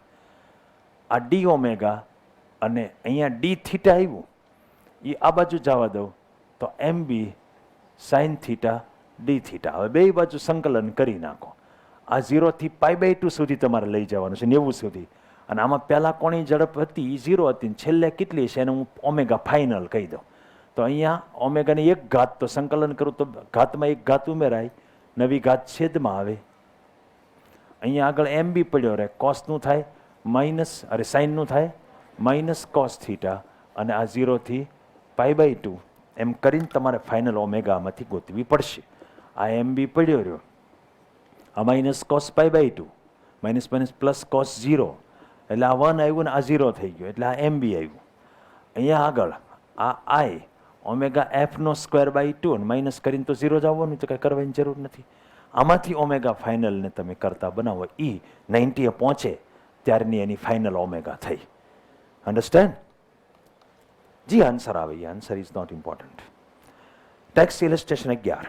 વિદ્યુત પ્રવાહ ધારિત એક વર્તુળાકાર ગૂંચળું લીસા સમક્ષિતિ સમતલ પર રાખેલું છે, આમ રાખ્યું છે. જોજો બરાબર. એવું કોઈ નિયમિત ક્ષેત્ર ઉત્પન્ન કરી શકાય કે જેથી ગૂંચળું શિરોલંબ અક્ષને અનુલક્ષીને ભ્રમણ કરે. એક ધ્યાનમાં રાખજો, આ અક્ષને અનુલક્ષીને ભ્રમણ થઈ જ ન હોય. કે એનું રીઝન શું છે ખબર? આ બાજુ ક્ષેત્રફળ સદિશ આવે, એ બાજુ કોઈ દિવસ ટોર્ક લાગે જ નહીં. ભ્રમણ થાય ને તો ભ્રમણની અક્ષને પેરેલલ ટોર્ક હોવું જોઈએ. આ બાજુ ટોર્ક શું કામ ન લાગે ખબર પડે? ટોર્કના સૂત્રમાં તમે જાઓ, ક્રોસ ગુણાકાર છે એટલે ટોર્ક ઓલવેઝ એને લંબ જ હોય, એની દિશામાં ક્યારેય ટોર્ક ન લાગે. બી ગમે એમ લગાડો ને. આ સૂત્ર પોતે સાક્ષી છે કે ટોર્ક કદાપી એની દિશામાં નહીં આવે. અને આ લોકો આ અક્ષને અનુલક્ષીને આમ ફેરવવાની વાત કરે છે. એમ ક્યારેય નહીં ફરે. ફરશે તો આવી કોઈક અક્ષને અનુલક્ષીને જ ફરશે, આમ કે એમ ફરશે. બીજો પ્રશ્ન, પ્રવાહધારિત એક વર્તુળાકાર ગૂંચળું બાહ્ય ચુંબકી ક્ષેત્રમાં રહેલું છે. ગૂંચળું મુક્ત ભ્રમણ કરી શકે એવું હોય તો સ્થાયી સંતુલનમાં કઈ દિશામાં ગોઠવા? ધારો કે ક્ષેત્ર આમ હોય તો આના ગમે એમ રાખો તો કેમ ગોઠવાશે? આમ જ ગોઠવાશે, θ 0 થાય એમ. દર્શાવો કે આ ગોઠવણીમાં કુલ ફ્લક્સ મહત્તમ હોય જ નહીં. યાર બતાવું, ઉભા રહ્યો. નહીં, હું બતાવું, તમે ઉભા રહ્યો, તમે શાંતિ લ્યો. તમારે બહુ ઉતાવળ બધી. અમારે તળાજામાં ડોક્ટર હતા, એ વિઝિટમાં જાય ઇન્જેક્શન ભરીને જ જાય. કમ્પાઉન્ડર 2 ઇન્જેક્શન આમ ભરીને બેઠો હોય, સાહેબ કાઢી આપતા હોય. આ વાવ ચોકમાં દવાખાનું હતું, ગુજરી ગયા હમણાં. હવે રસ્તામાં કોઈક આડાવાળું બાંધવાનું થયું હોય તો એમાંય કામ લગાડી દે. એટલે તો ઇન્જેક્શન કાઢતો. ચુંબકી ક્ષેત્ર આમ છે અને મોટા, તમે ગૂંચળાને આમ એક્ઝેક્ટલી લટકાવો આવી રીતે તો ફ્લક્સ મહત્તમ થાય જ ને. હું કહેવા માંગી ખબર પડે છે તમને? આમાં કરંટ વહે એટલે એની ક્ષેત્ર રેખા હોય, એ તો તમે આમ રાખો તો ધારો કે 100 ક્ષેત્ર રેખા હોય તો 100 જ નીકળવાની, આમ રાખો તો 100 જ નીકળવાની, આમ રાખો તો 100 જ નીકળવાની, આમ રાખો તો તે 100 જ. પણ જ્યારે તમે આમ રાખશો ત્યારે ઓલું જે બાહ્ય ક્ષેત્ર છે એની મેક્સિમમ ક્ષેત્ર રેખા પસાર થાય ને. અને મેં આમ ન રાખવું, એને બદલે આમ રાખું તો ઓલી ક્ષેત્ર રેખા ઓછી પસાર થાય. મેક્સિમમ ક્યારે ફ્લક્સ પસાર થાય? આમ રાખવું ત્યારે. પ્રશ્ન એની પોતાની ક્ષેત્ર રેખાનો નથી, તો ગમે એ ખૂણે રાખો એ હાલશે. પ્રશ્ન આ ક્ષેત્ર રેખાનો છે કે લંબ રાખીશ તો જ મેક્સિમમ ફ્લક્સ પસાર થશે, આડાવડું આમ રાખીશ તો એક પણ ક્ષેત્ર રેખા પસાર નહીં થાય. અન્ડરસ્ટેન્ડ? એટલે એમ કે છે કે દર્શાવો કે મહત્તમ ફ્લક્સ પસાર થાય. હું દર્શાવું? થાય જ ને, જો નહીં ખબર પડતી હોય એને. તારે જો બંને એક દિશામાં હોય એટલે સી. અનિયમિત આકાર ધરાવતું પ્રવાહધારિત ગૂંચળું, અનિયમિત આકાર ધરાવતું પ્રવાહધારિત ગૂંચળું ધારો કે આવા ટાઈપનું હોય, આવ લૂઝ છે એમ, નરમ તાર. ચુંબકી ક્ષેત્રમાં મૂકો ને એ કોઈ દી ત્રિકોણ કે ચોરસ કે એવું નહીં થાય, વર્તુળ જ થશે. એને મેળે બળ લાગે ને બધા ટુકડા ઉપર, વર્તુળ જ થઈ જશે. શું કામ કહી દો લ્યો? વર્તુળમાં ક્ષેત્રફળ મેક્સિમમ થાય ને, એટલે મેક્સિમમ ફ્લક્સ સંકળાય. ટ્રાય કરે કે પોતાનામાંથી મેક્સિમમ ફ્લક્સ પસાર થાય, એટલા માટે એ વર્તુળાકાર ધારણ કરશે. Text exercise 13. એક ટેસ્લા એટલે બી ગોઠવતા જોજો માઇન્ડમાં. 8 સેન્ટીમીટર ત્રિજ્યા એટલે πr² મળશે. 30 આંટા n, 6 એમ્પિયર પ્રવાહ I. ક્ષેત્ર રેખાઓ ગૂંચળાના લંબ સાથે 60 ખૂણો બનાવે. θ 60 જ થયો. ગૂંચળાના લંબ સાથેનો ખૂણો લેવાનો હોય ને આપણે. ગૂંચળાનો લંબ એટલે સદિશ એ. ગૂંચળાનું આવર્તન ન થાય એ માટે એના પર લગાડવા પડતા જરૂરી વિરુદ્ધ દિશાના ટોર્ક. જે ટોર્ક ક્ષેત્ર લગાડે એટલું જ આપણે લગાડવું પડે. એટલે એમાં કાંઈ આપણે લગાડવું પડતું કે ક્ષેત્ર લગાડે એ કે બે એક જ થયું તો એના એ બી sin θ સૂત્ર આવશે. બીજો પ્રશ્ન પૂછ્યો એ ખાલી MCQ જેવો પૂછ્યો કે આકૃતિ એમાં, મતલબ પરિસ્થિતિ એમાં દર્શાવેલા ગૂંચળાની જગ્યાએ અનિયમિત આકારનું ગૂંચળું મૂક્યું હોય પણ ક્ષેત્રફળ સેમ હોય તો ટોર્કમાં કાંઈ ફેર પડે? એમ પ્રશ્ન પૂછે છે. What do you think? શું કર્યું ખબર પડે છે? હું ક્ષેત્રફળ એનું પણ આકાર બદલી નાખ્યો. વર્તુળ હોય એમાંથી ત્રિકોણ કરી નાખો, લંબચોરસ કરી નાખો, ગમે એવો કરી નાખો.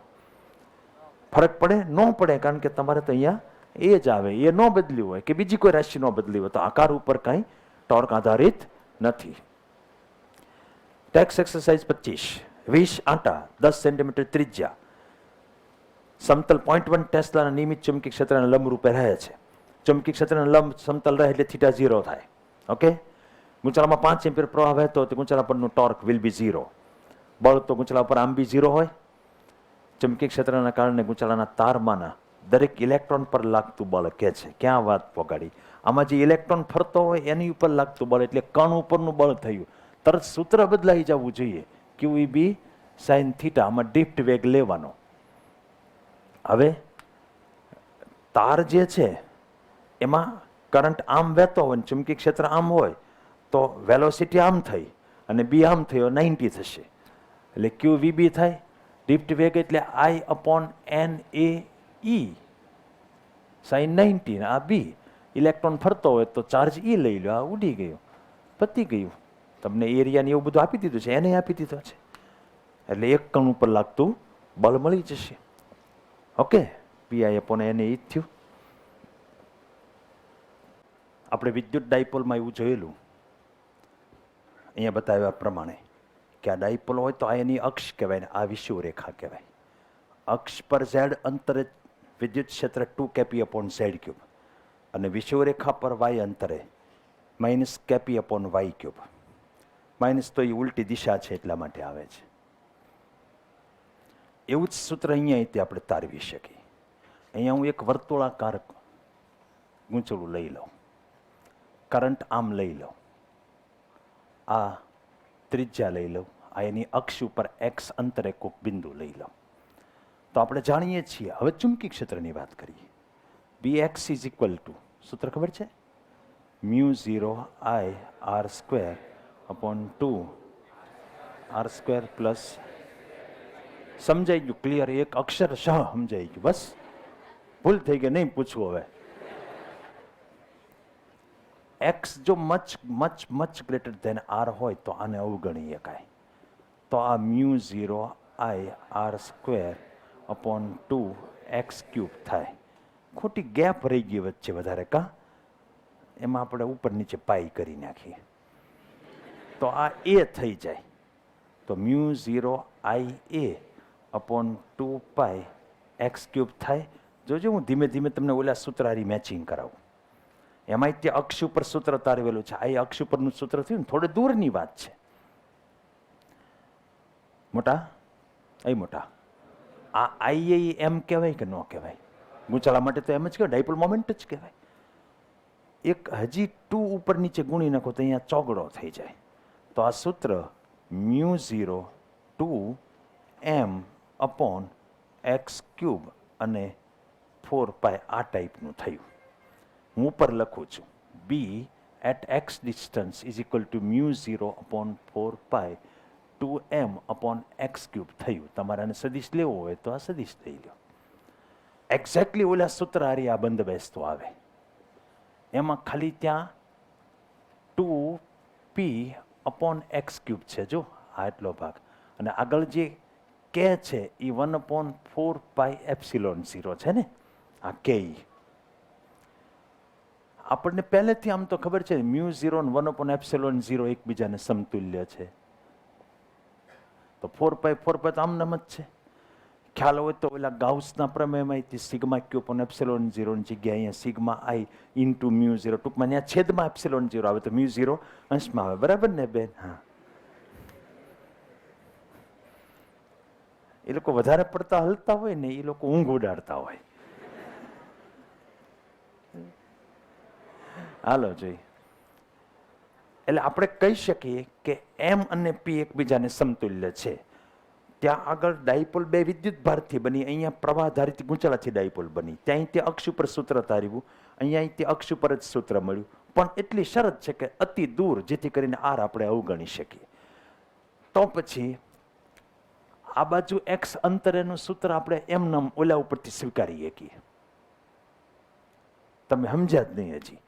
ત્યાં ડાયપોલ હોય એની અક્ષ ઉપરનું સૂત્ર હોય તો એને લંબ જે હોય એ વિષુવ રેખા થઈ. રિંગ લાવ્યો તો આમાં અક્ષ આ થઈ તો આ વિષુવ રેખા જેવું કહેવાય. લંબ જ લેવાનું છે ને, તો અહીંથી એક્સ અંતરે ને બદલે અહીંથી એક્સ અંતરે, એટલે ઓલું બીજું સૂત્ર આવશે. 2 ની જગ્યાએ કેપી આવશે, તો ડાયરેક્ટ એ સૂત્ર લઈ શકશું આપણે. શું આવશે? મ્યુ 0.4 પાય આમ નામ રહેશે, 2m ની જગ્યાએ m/x³ એવું થશે. આ રીતે ડાયરેક્ટ તમે સમતુલ્યતા એક વખત ખબર પડે ને કે આ સમતુલ્ય હરખું જ છે, તો એક સૂત્ર ઉપરથી બીજું સૂત્ર એમનામ ઉપાડી શકીએ. આ પરિચ્છેદમાં આપણે સાદો ચુંબકી ઘટક એટલે કે પ્રવાહધારિત ગૂંચળું ધ્યાનમાં લઈશું.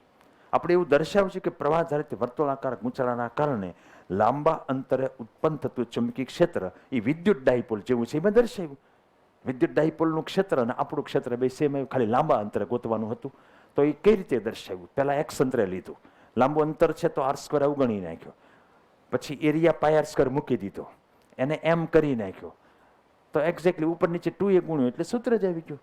ખાલી તમારે શું જોવાનું? એમની જગ્યાએ p, બીની જગ્યાએ e અને મ્યુ 0 ની જગ્યાએ 1/ε0 એટલે સૂત્ર સીધે સીધું 2kp/z³ વાળું. z³ પછી ન કહેવાય ને, હવે તો અંતરનો ઘન એટલે x³ જ કહેવું પડશે. તો પછી વિષુવરેખા પડે તે સૂત્ર મેળવી શકીએ.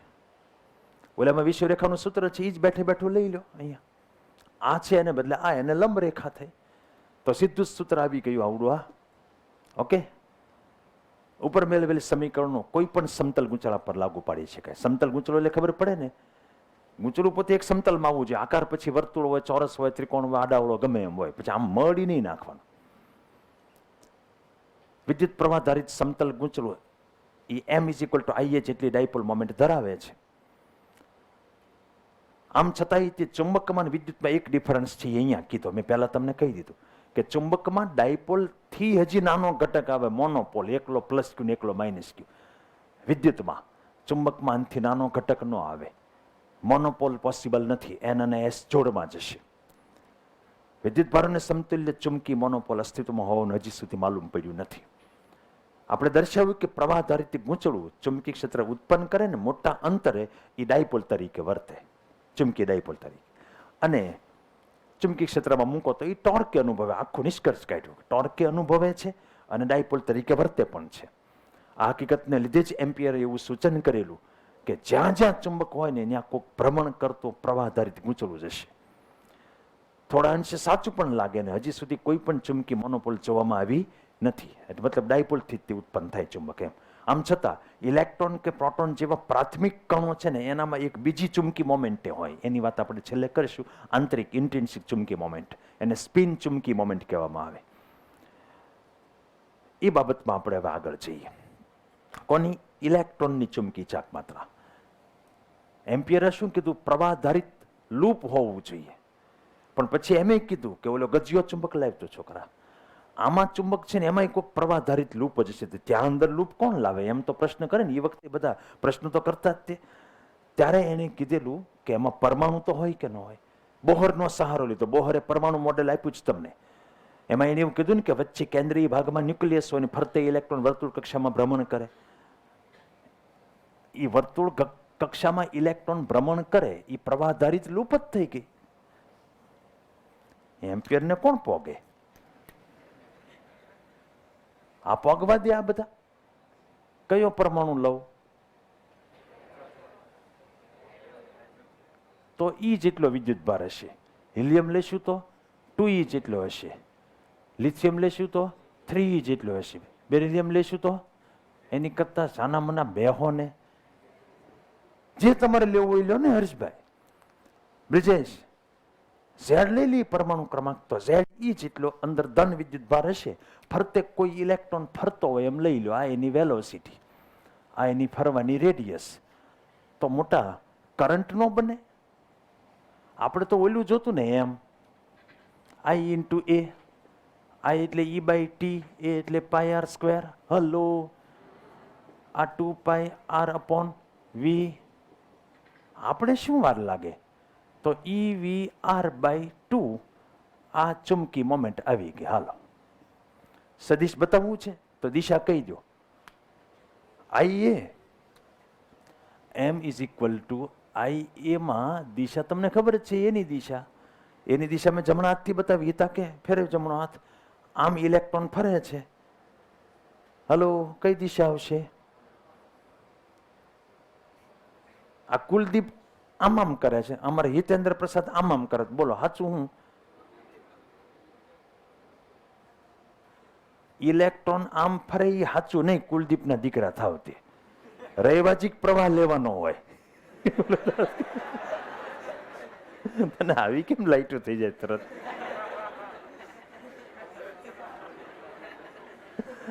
તરત ખખા થઈ જાય કે આખું રૈવાજિક પ્રવાહ લેવો પડે. એટલે અમારે હિતુભાઈ છે ને, એ આમ દેખાવે તમને હાવ એવા લાગે ને, એને બુદ્ધિ હારી છે.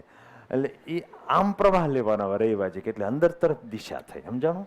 એટલે અને આને એમને બદલે આ લોકો મ્યુ કહે છે. Mu L. ઇલેક્ટ્રોનની ચુંબકી ચાકમાત્રા છે ને, એને મ્યુ વડે દર્શાવે. તમે એમ કહો તો એનું થયું હોય.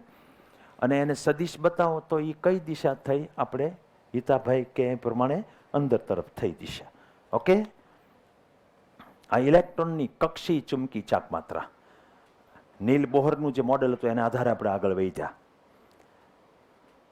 આઈ ને પછી ટી ને એ ને પછી આખો ફરીથી આઈ આવ્યો ને પછી આઈ ઇન્ટુ એ કર્યું. બરાબર, દિશા અંદર તરફ એ બતાવી દીધી. આગળ વધીએ હજી. ઉપર નીચે એમ વડે ગુણો ને તો ઈ અપોન 2m અને આ MVR થાય. Is L. ભૂલી ગયા લાગે? હા પાડે છે. આને ક્યાં કાંઈ શરમ જેવું છે. L is equal to R cross P. તો RP સાઇન 90 થાય. વર્તુળ ગતિ કરે એને શું હોય થીટામાં લેવા જેવું? 90 જ હોય. આ R અને આ V ત્રિજ્યાને સ્પર્શક હંમેશા પરસ્પર લંબ હોય. V હોય એ જ બાજુ P લેવાનું હોય. તો RP સાઇન થીટા. P ની જગ્યાએ MV, તો MVR આવે એમ કહું. અને આને જો તમારે સદિશ તરીકે લખવો હોય તો વાર શું લાગે? આને એરો કરો, આને એરો કરો. કોઈ શક? નો.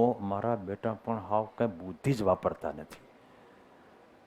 કોઈને સદિશ કરો એ પહેલા ચેક કરવું જોઈએ કે whether they are in the same direction or not. આ તો અંદર તરફ છે, તમારે એલ ચેક કરવો પડે. એલ ઈ આર ક્રોસ પી ની ડાયરેક્શન હોય. આર આ કહેવાય ને પી આ કહેવાય. આર ક્રોસ પી બહાર આવે ડાયરેક્શન. એટલે બે ઊંધા છે એટલે માઇનસ મૂકવો પડે. કાલ સવારે કોઈક બિચારા નિર્ણય લઈ લેશે કે આ બે એક દિશામાં છે. તમે એરો કરો, તમારી ઉપર ભરોસો હોય એને કે છોકરા સદીશ હોય તો જ એરો કર્યો હોય. એટલે આમાં માઇનસ નિશાની કરવી પડશે. અન્ડરસ્ટેન્ડ? જો લખીને આપ્યું ઋણ ચિહ્ન એવું દર્શાવે છે કે બે વિરુદ્ધ દિશામાં છે. અન્ડરસ્ટેન્ડ? ઇલેક્ટ્રોનની જગ્યાએ કોઈક ધન ભરી હોત તો ઋણ નો આવે. તો પછી રૈવાજિક પ્રવાહ જ આ બાજુ થઈ ગયો હોત. તો ઓલું જ આ બાજુ આવ્યું હોત મ્યુતે. હવે આમાંથી તમે એક ગુણોત્તર લઈ લો મ્યુ એલ અપોન એલ. તો E/2m આવે. ઇટ ઇઝ નોન એઝ ગાયરોમેગ્નેટિક ગુણોત્તર રેશિયો. ગાયરોમેગ્નેટિક રેશિયો. હે E/2m ઇલેક્ટ્રોનનો ગાયરોમેગ્નેટિક રેશિયો શોધવામાં આવ્યો છે. 8.8 × 10 કુલમ પર કેજી મળ્યું. પ્રાયોગિક રીતે મેળવવામાં આવેલું છે. તમે મેળવી શકો. આ 1.6 10 - 19 લઈ લો. આ 9.1 10 - 31 તો બીજી રીતે મળી જાય એમ હોય. પરમાણુ કક્ષાએ પણ ચુંબકી મોમેન્ટ હોય છે એમ આ સાબિત થયું ઇલેક્ટ્રોનને. હકીકત એમ્પિયરના પરમાણુની ચુંબકી મોમેન્ટ વિશેના સાહસિક અધિતર્કને અનુમોદન આપે છે. એમ્પિયરે દર્શાવ્યા મુજબ આ આપણને દ્રવ્યના ચુંબકી ગુણધર્મો, કોઈ પદાર્થમાં ચુંબકી ગુણધર્મ ક્યાંથી છે? તો એના અંદર ઇલેક્ટ્રોન ફરે એને કારણે છે. છેવટે એ માણસ સાચો છે કે ગમે ને તમને પોદળામાં ચુંબકી ક્ષેત્ર દેખાય ને તો સમજવું કોઈ ફરતું હોવું જોઈએ માલપા. એટલે વિદ્યુત ભારિત કણ છે, પ્રવાહધારિત લૂપથી જ ચુંબક ઉત્પન્ન થાય. અન્ડરસ્ટેન્ડ? બોહર નો અધિતર્ક આવ્યું હતું. કોણીય વેગમાન શોધી શકાય એવી વસ્તુ છે. બોહરે શું કીધું? તો કોણીય વેગમાન છે એ h/2π ના પૂર્ણ ગુણાંક સ્વરૂપે જ હોય. તો તમે આમાં મૂકી શકો ને E/2m. એલ ની જગ્યાએ બોલો એન હું લઉં? ઓછામાં ઓછું મૂલ્ય લઉં તો 1 આવશે. એટલે આ મ્યુ મળશે એ મિનિમમ મ્યુ મળશે. મ્યુ એલ મિનિમમ, કારણ કે એન એકથી ઓછો તો લઈ નહીં શકાય. આમાં તમે 1.6 10⁻19, આ 9.1 10⁻31 kg, h 6.625 10⁻, પ્લાન્ક્સ કોન્સ્ટન્ટ 2, આ 3.14, આ બધું તમે કરો ને એટલે એક આંકડો આવશે. જો આપણે ગણતરી નથી કરવી, એમ નામ લઈ લેવી, એ 9.27 ગુણ્યા 10⁻, કેટલા છે, 24 એમ્પિયર ઇન્ટુ મીટર સ્ક્વેર. આ રીતે એક ચોક્કસ આંકડો મળશે ઇલેક્ટ્રોનની ચુંબકી ચાક માત્રાનો. એમ આ તો એક મિનિમમ મળ્યો, પછી આની કરતાં ડબલ મળે, 3 ગણો, કારણ કે n બરાબર 2, 3 એ રીતે મળશે. આને બોહર મેગ્નેટોન કહેવામાં આવે છે આ મૂલ્યને. એટલે મુદ્દો એ છે કે કોઈ દ્રવ્ય, કોઈક આખો પદાર્થ હોય, એ કેમ ચુંબક બને? પ્રવાહ ધારણ કરે ને ચુંબક બને, એ તો ઓસ્ટેડે કીધું. તો એમ્પિયર એમ કે છે કે એમાંથી આવા લૂપ બને. દરેકમાં પરમાણુ તો હોવાનો, પરમાણુ વચ્ચે ન્યુક્લિયસને ફરતે ઇલેક્ટ્રોન ફરતા હોય, એટલે એ પ્રવાહધારિત લૂપ જ થઈ ગઈ. એની ચુંબકી ચાક માત્રા હોય તેને આ રીતે ગોતી શકાય, એમ કહું છું. એક ચોક્કસ આંકડો મળશે. હવે નિયમિત વર્તુળ ગતિ કરતા કોઈ પણ વિદ્યુતભાર સાથે ચુંબકી મોમેન્ટ સંકળાયેલી હોય છે, આ સૂત્ર વડે આપી શકાય. અને કક્ષી ચુંબકી ચાક માત્રા કહેવાય, કક્ષી. અહીંયા જે બીજી વાત કરે છે ને એ તમને કહું કે ફરે એને તો કક્ષા હોય. ખબર છે, આ ટાઈપનું વચ્ચે સૂર્ય હોય ને ફરતે પૃથ્વી ફરતી હોય. અહીંયા તો પૃથ્વી ફરે એને તે કક્ષા છે ને, એમ પૃથ્વીને પાછું અહીંયા સ્પિને છે, આમાં મેં ફરતી હોય. એમ આમાંયથી કવિ કહે છે કે ઇલેક્ટ્રોન છે એને કક્ષી ચુંબકી ચાક માત્રા હોય ને, એમ એની સ્પિન ચુંબકી ચાક માત્રા હોય. એમ ટૂંકમાં જાણે કે ફરતો ન હોય ઇલેક્ટ્રોન પોતાની ધરી ઉપર. જોકે પૃથ્વીને પોતાની ધરી છે, ઇલેક્ટ્રોનને ધરી ક્યાંથી હોય? તો એક જ કણ છે. જાજો જથ્થો હોય તો ધરી જેવું હોય. એટલે આપણે એમ નથી કહેતા કે આમ ફરે છે, પણ એવું સાબિત થયેલું છે કે એને આંતરિક ચુંબકી ચાક માત્રા સ્પિનને કારણે હોય છે. અને એ આગળ લોખંડ ને બીજા પદાર્થો ચુંબકી ગુણધર્મ શેને કારણે ધરાવે છે, એના સ્ટડીમાં ફર્ધર એનો ઉપયોગ થતો હોય છે. આપણે એમાં પડવું નથી. આપણે એટલું પડવાનું છે કે ફરે એ જે ચુંબકી ચાક માત્રા, એને વિશે આપણે અભ્યાસ કર્યો, એ કક્ષી ચુંબકી ચાક માત્રા કહેવાય. પછી પોતે આમનામ અંદરથી એક ચુંબકી ચાક માત્રા ધરાવે, એ સ્પિન ચુંબકી ચાક માત્રા કહેવાય. અને કવિ તો ત્યાં સુધી કહે છે કે બેયનું મૂલ્ય સેમ જ હોય. કક્ષાની ચુંબકી ચાક માત્રા અને સ્પિનની ચુંબકી ચાક માત્રા સેમ હોય, એવું અહીંયા લખ્યું છે. કક્ષી મોમેન્ટ ઉપરાંત ઇલેક્ટ્રોનને આંતરિક ઇન્ટ્રિન્સિક પ્રાકૃતિક ચુંબકી મોમેન્ટ પણ હોય છે, જેનું મૂલ્ય ઓલાની જેટલું જ મળે, અને સ્પિન ચુંબકી મોમેન્ટ કહેવાય. પરંતુ આપણે ઇલેક્ટ્રોન પોતાનામાંથી પસાર થતી ધરીને અનુલક્ષીને ફરે એવું કહેવા માંગતા નથી, જે રીતે પૃથ્વી ફરતી હોય એ રીતે. છતાં એને હોય છે ખરી આંતરિક સ્પિન ચુંબકી મોમેન્ટ. અને એ લોખંડ જેવા પદાર્થોનો અભ્યાસ કરવા માટે એ મોમેન્ટનો ઉપયોગ થતો હોય છે. 2-3 સિમ્પલ પ્રશ્ન. નીટ 2007 13.4. એક વિદ્યુતભારિત કણ r ત્રિજ્યાના વર્તુળાકાર પથ, કણ વર્તુળાકાર પથ પર ફરે ત્યારે ચુંબકી ચાક માત્રાનું સૂત્ર qvr/2. સીધું સૂત્ર જ છે. એનો ચાર્જ E હોય તો EVR/2. ઓલું નજીક પડે ન્યા જો ને, આડો આવે છે તો અહીંયા જો. બેમાંથી એક જગ્યાએ ધ્યાન હોવું જોઈએ, બહાર બીજી કોઈ જગ્યાએ જોયું છે? હવે આ એક જૂની ટેક્સનો છે, 15મો. એમ દળ હરિયોલાવ અને ક્યુ વિદ્યુત ભારવાળા બે કણોને 2r લંબાઈનો એક સળિયો હોય, એને બે છેડે ચોંટાડી દીધા છે. સળિયો ઓમેગા જેટલી કોણી ઝડપથી એના કેન્દ્રને અનુલક્ષીને ભ્રમણ આપતા ચુંબકી ડાયપોલમાં, કારણ કે કણ ગતિ કરે એટલે ચુંબકી ડાયપોલ મોમેન્ટ ઉત્પન્ન થવાની. અને આ કણોના કુલ કોણી વેગમાનનો ગુણોત્તર શોધો. આમ તો ગોતવો હું, કોણી વેગમાનનો ગુણોત્તર ગાયરોમેગ્નેટિક રેશિયો જ આપે. ચુંબકી મોમેન્ટ અને આનો રેશિયો એ તમને Q/2m જ આપશે. પણ છતાંય તમારે બળ કરીને ગોતવું હોય તો જો આ μ/L જોઈએ. મ્યુ કેટલો હોય? I × A કેટલું હોય? πr². હલો, I કેટલો લેવાનો હોય? E/T. ટીની જગ્યાએ 2πr/V આમ લેવાનો હોય. આ 2π જશે, એક r જશે, એટલે એ શું આવવાનું? QVR જ આવશે. નીચે L કેટલો આવે? 1નો MVR તો 2નો 2MVR આવે કોણી વેગમાન. એનો ગુણોત્તર લો તો આવીને શું ભરાવાનું? Q/2m જ આવીને ભરાવાનું. આ પ્રશ્ન આપણે જૂની ટેક્સ, તમને એમ થાય કે હવે હું જૂની ટેક્સને આમને હાવ જૂનવાણી જ છો, તમને એમ થતું હોય, પણ એવું નથી.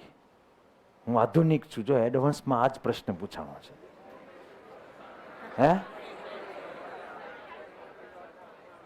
ક્યારે પૂછવાનો એ સવાલ નથી. લોકો તૈયારી કઈ એક્ઝામની કરતા હોય આધુનિક જમાનામાં, એ ઇમ્પોર્ટન્ટ છે. મારા બેટા ન્યા જો કીધું 98માં પૂછાણો હતો.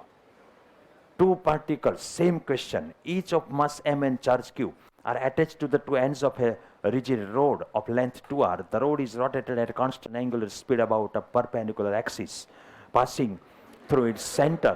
The ratio of the magnitudes of the magnetic moment of the system and its angular momentum. બેનો ગુણોત્તર q by 2m. બોલ હું કરું? q by 2m. સીધે સીધું હાલતું જ જવાનું.